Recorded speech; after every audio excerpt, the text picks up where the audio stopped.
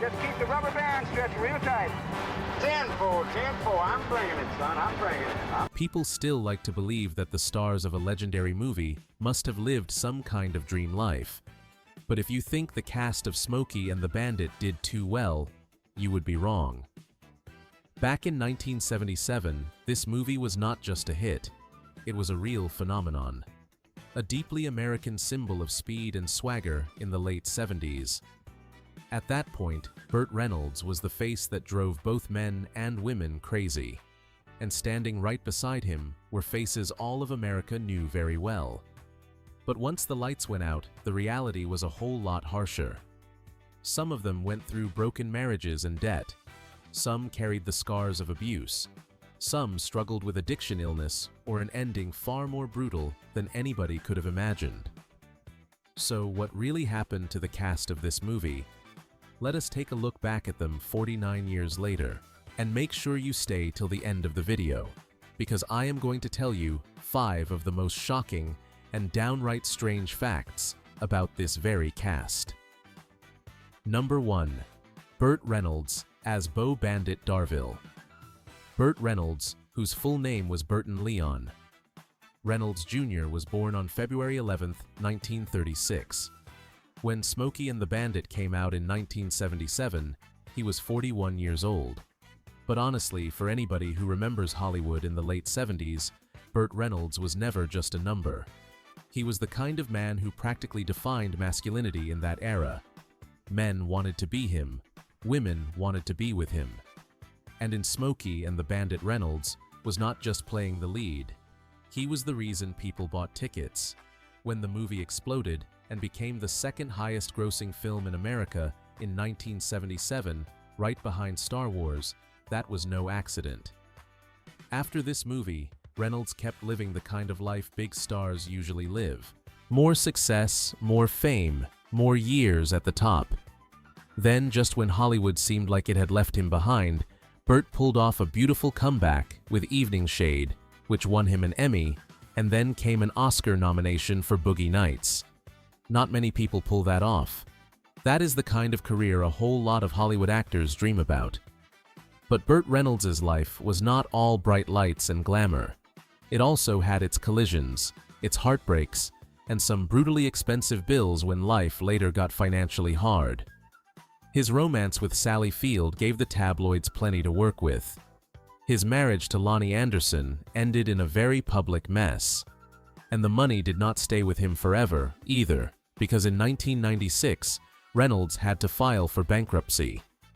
He passed away on September 6, 2018, at the age of 82, bringing an end to a legendary career and a life full of ups and downs. And after looking into what happened to the first face of this movie, let us move on to the woman who stood right beside him. Number 2. Sally Field as Carrie Frog. Sally Field, whose full name is Sally Margaret Field, was born on November 6, 1946. When Smokey and the Bandit came out in 1977, she was 30 years old, and this year she is 79. In the movie, Sally played Carrie, nicknamed Frog, the female lead, who gave that whole trip the kind of brightness a dusty road movie really needed. Audiences already knew her from Gidget and The Flying Nun, so Sally was not some unknown face walking into this film. But Smokey and the Bandit made a lot of people realize something even more important, that pretty woman on screen did not just have charm, she had the strength to stand right next to a major star like Burt Reynolds without getting swallowed up. What I really admire about Sally Field is that she refused to stay stuck in the sweet girl box Hollywood had built for her. Around the time Smokey came out, she had already made a hard turn with Sybil, then went straight into Norma Ray, and Places in the Heart, 2 performances that brought her 2 Oscars.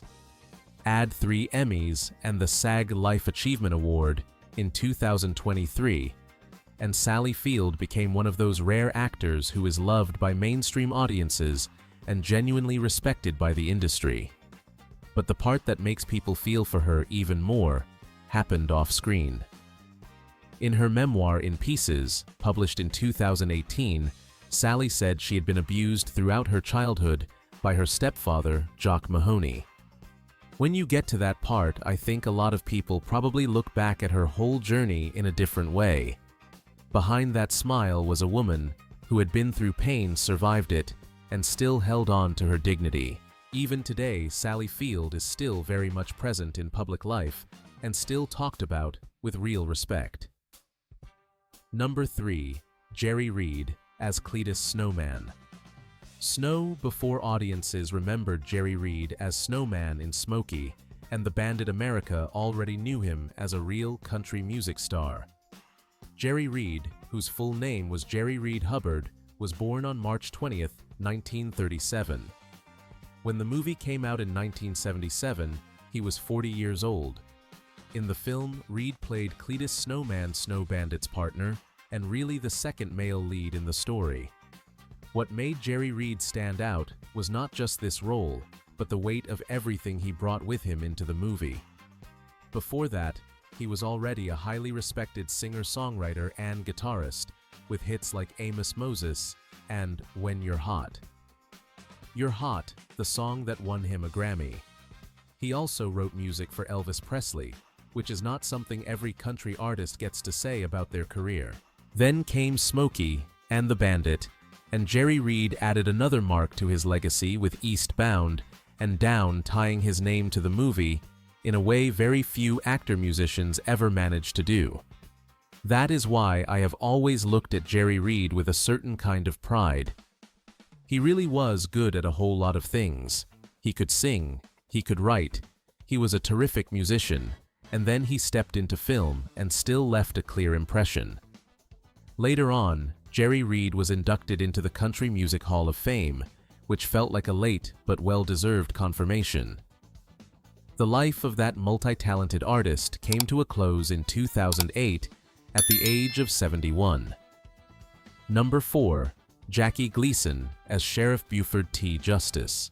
Jackie Gleason, born Herbert Walton. Gleason Jr. was born on February 26, 1916. When Smokey and the Bandit came out in 1977, he was 61 years old. In the movie, Gleason played Sheriff Buford T. Justice, the central comic villain. This was not just some ordinary supporting role. Buford was Bandit's biggest counterweight, the steadiest source of laughs in the film, and one of the main reasons audiences have remembered Smokey and the Bandit for decades. What made Jackie Gleason special was that he walked into this movie with an already enormous legacy. At that point, America knew him as a legend from The Honeymooners and The Jackie Gleason Show, which meant he was a heavyweight television name, not some face trying to get his fame back.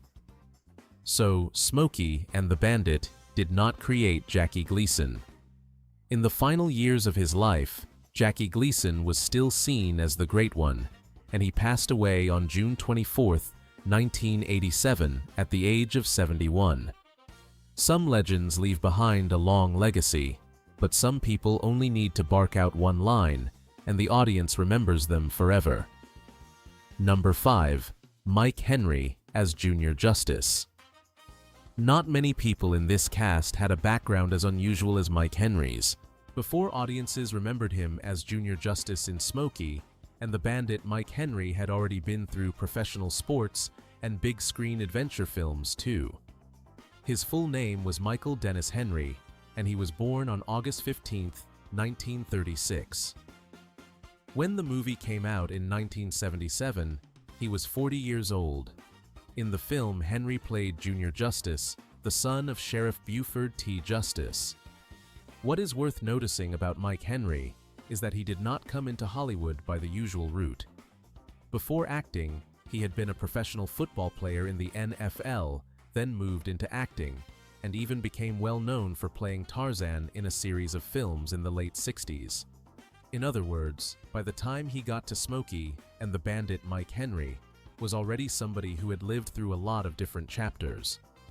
The saddest part of this story came later. In 1988, Mike Henry left acting after being diagnosed with Parkinson's. His final years were tied to complications from Parkinson's and chronic traumatic encephalopathy, a detail that really makes you think about the price the body pays after years of physical impact. Mike Henry passed away on January 8, 2021, at the age of 84. Number 6. Paul Williams as Little Enos Burdette. Paul Williams, whose full name is Paul Hamilton Williams Jr., was born on September 19, 1940. When Smokey and the Bandit came out in 1977, he was 36 years old, and this year he is 85. In the movie, Williams played Little Enos Burdette, a standout supporting role with very clear weight in the story.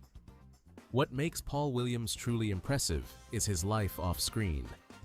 After this movie, he did not just keep acting, he also came to be recognized as one of the most influential songwriters, singers, and composers in American popular culture.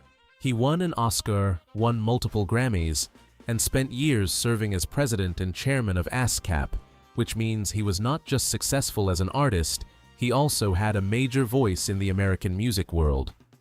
But the part that makes me admire Paul Williams even more is his personal life.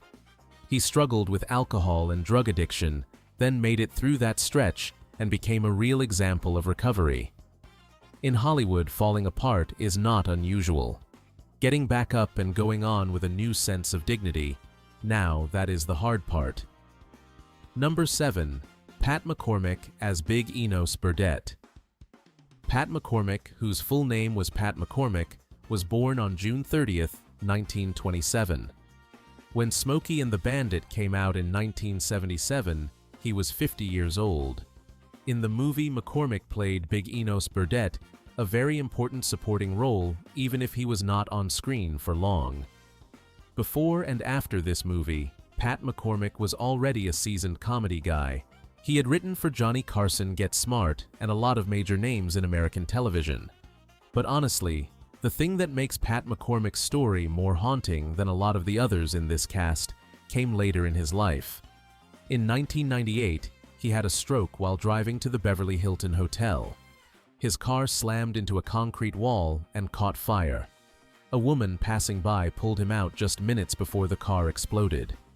That is the kind of thing that sounds like a movie scene, but for Pat McCormick, it was real life.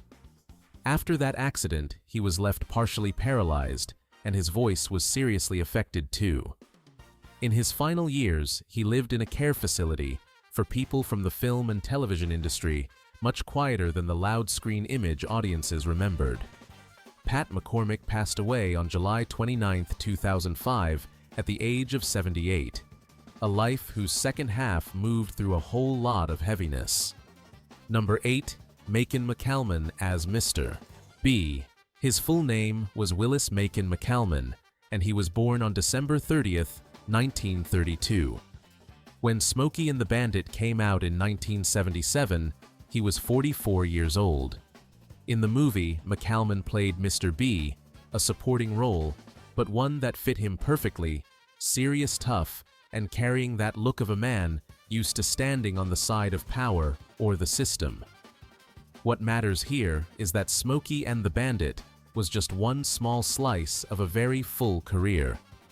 McCalman showed up in Deliverance the Concorde, Airport 79, The Falcon, and the Snowman Fried Green Tomatoes. Falling Down, along with a whole bunch of TV series like Cheers, Kojak, Lou Grant, Three's Company, and Murder, She Wrote. That is exactly why he belonged to that class of actors old Hollywood leaned on so heavily, not necessarily the star on the poster, but always the guy who kept making audiences say, "I know that face," over and over again. McCalman's later years were a pretty sad chapter. In 1997, he retired from acting after a heart attack and went back to Memphis. Then, on November 29, 2005, he died from complications caused by multiple strokes at the age of 72, with just 1 month left before turning 73. It was the quiet ending of a man who had worked steadily for years. Number 9. Ben Jones as Trucker with the Redhead. Not everybody can flash by in a hit movie for a few seconds, and then later walk straight into the United States Congress. Ben Jones was one of those rare cases. His full name is Ben Lewis Jones, and he was born on August 30, 1941. When Smokey and the Bandit came out in 1977, he was 35 years old. This year he is 84, and he will turn 85 at the end of August. In the movie, Jones only showed up as Trucker. With the Redhead, a very tiny supporting role, almost a cameo. What matters is that Smokey and the Bandit was not the place where Ben Jones built his name. His real breakout came later when he became Cooter Davenport in The Dukes of Hazzard, the role that tied him to American television for years. Then his life took another turn, and this time it was no longer about the screen. Ben Jones was elected to the United States House of Representatives, representing Georgia for 2 terms from 1989 to 1993. From a tiny role in a road movie, he moved into mainstream television, then went straight into politics. Not many people in this cast had a post-movie life that went that far. But Ben Jones was not a name that just kept rising along some clean, easy path either. Later on, he became tied to controversy around the Confederate flag, publicly defending that symbol as a spokesman for the sons of Confederate veterans, and that pulled his name into one of modern America's most sensitive cultural arguments. That is the part that makes Ben Jones's story a whole lot more complicated than a quick little supporting role in a movie. Number 10. Sonny Shroyer as Motorcycle Cop. Sonny Shroyer, whose full name is Otis Burt Shroyer Jr., was born on August 28, 1935. When Smokey and the Bandit came out in 1977, he was 41 years old, and this year he is 90. In the movie, Shroyer only played Motorcycle Cop, a small supporting role in the chase storyline. This was not the kind of character that made audiences walk out of the theater and instantly say the name. But looking back at the cast today, he ends up being a very memorable case, because that little role was only a very brief stop before Sonny Shroyer became a familiar television face for a whole generation of American viewers. What makes Sonny Shroyer's story different from the others on this list is that people do not remember him for scandal, and not for some especially loud personal life either. They remember him for sticking with it. Before he became an actor, Shroyer had a football scholarship, but had to give that up after an injury. Then, from modeling and those first supporting parts, he made it to the biggest turning point of his career with the role of Deputy Enos Strait in The Dukes of Hazzard. People loved that character so much that CBS even gave him his own series, called Enos, in 1980. Even though that show did not last long, Shroyer still came back to the Dukes of Hazzard and stayed there through the final stretch of the program. Later on, Sonny Shroyer kept showing up in movies like Forrest Gump, The Rainmaker, and Ray, building a quiet but very steady career. These days, Shroyer has been retired from acting since 2023 because of health problems tied to the flu. Number 11. John Schneider as Cowboy Extra in Crowd Scene. In Smokey and the Bandit, John Schneider pretty much just drifted across the screen. He appeared as Cowboy Extra in Crowd Scene, a very small cameo that was not even officially credited. But what came after that in his life was not small at all. John Schneider, whose full name is John Richard Schneider, was born on April 8, 1960. When the movie came out in 1977, he was only 17, and this year he is 65. Schneider's real turning point came with the role of Bo Duke in The Dukes of Hazzard, the part that made him a mainstream star from 1979 to 1985. Later on, he held on to that recognition with roles like Jonathan Kent in Smallville, while also pursuing a country music career. Put another way, John Schneider did not stop at one quick pass through the movies. He really built a long career enough that a lot of people today know his name more from television than from that 1977 movie. But Schneider's later life has not been calm either. In 2018, he was sentenced to a short jail stay in an alimony dispute involving more than $150,000 owed to his ex-wife. After that, he was released early because the jail was overcrowded. Then, in 2024, he was criticized again for controversial comments about Beyoncé stepping into country music. Right now, John Schneider is still active in public, but clearly this is not the kind of star who grew old in peace. Number 12. Joe Klecko as Trucker. Joe Klecko, whose full name is Joseph Francis Klecko, was born on October 15, 1953. When Smokey and the Bandit came out in 1977, he was only 23, and this year he is 72. In the movie, Klecko only showed up very briefly as Trucker, such a small part that a lot of viewers could miss him entirely if they did not look closely at the cast. But this turns out to be one of the most interesting cases on the whole list, because the role on screen barely amounted to much, while his real life ended up being weighty enough to stand as its own story. In real life, Joe Klecko did not rise through movies or television, but through the NFL. He was one of the key faces on the New York Jets defensive line part of the New York Sack Exchange, made 4 Pro Bowls, earned 2 All-Pro selections, and was inducted into the Pro Football Hall of Fame class of 2023. That is the real reason the name Joe Klecko carries weight. When people look back at his short cameo in this movie, it almost feels like they are watching a great American football player pass through the screen before his sports legacy was permanently carved into the Hall of Fame.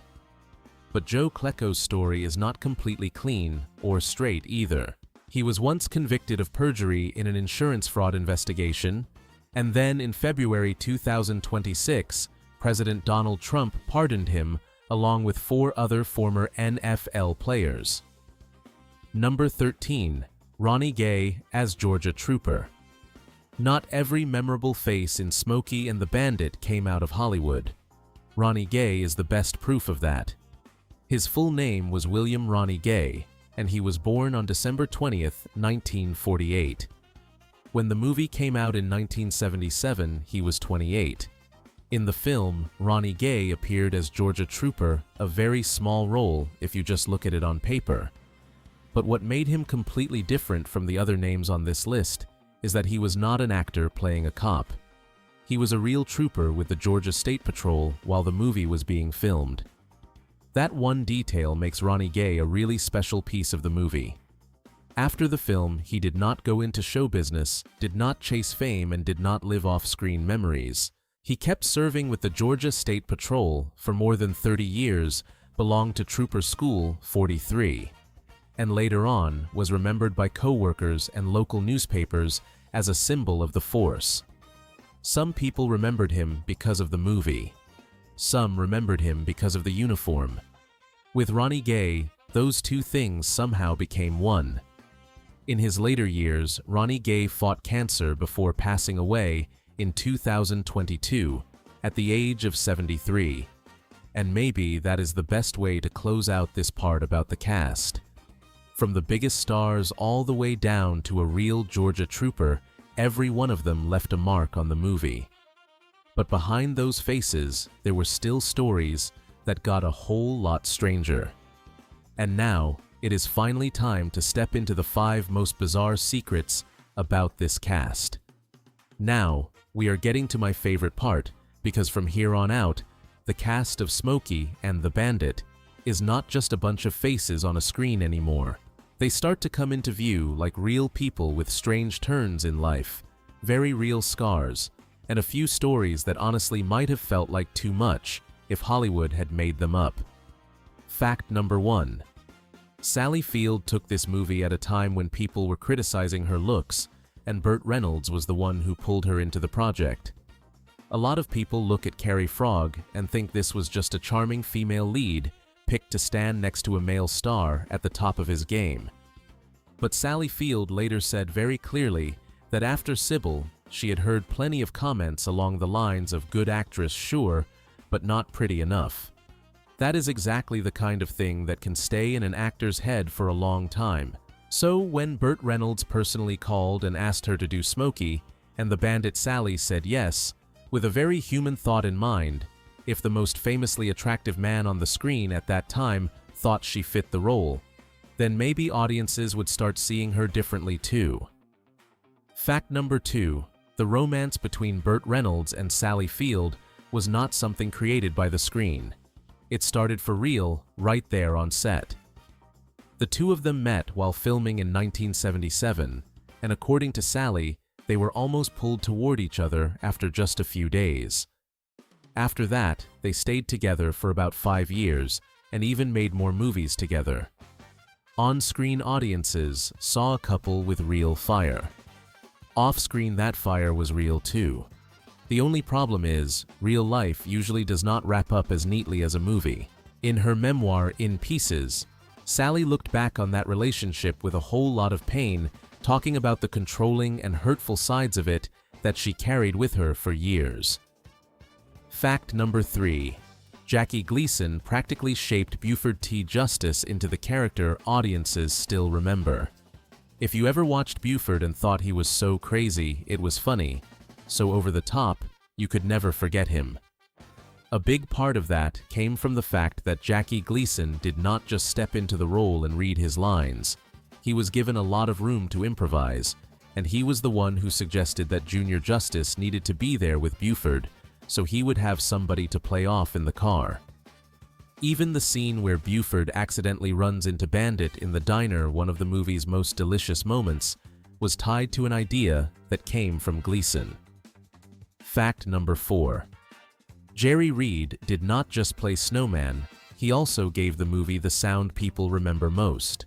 A lot of folks know him as Bandit's partner, but not everybody remembers that Jerry Reed also helped write and perform Eastbound and Down, the song that is locked so tightly to Smokey and the Bandit.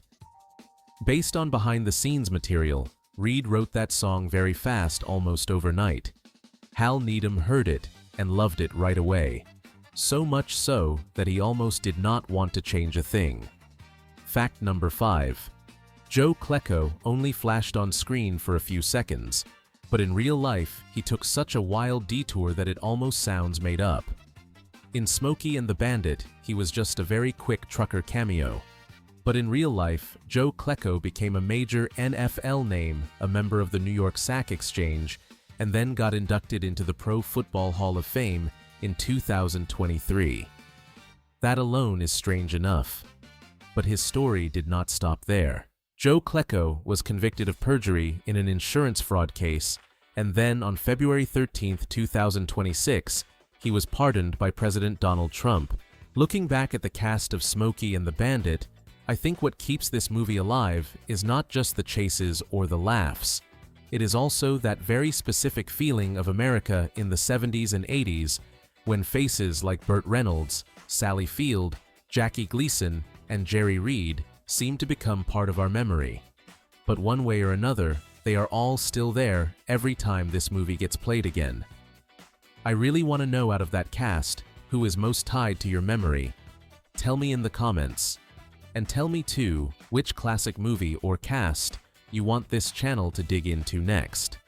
If you want to help me build this place into a little corner of nostalgia that is worth coming back to, then start with one very small thing: share this video and subscribe to the channel.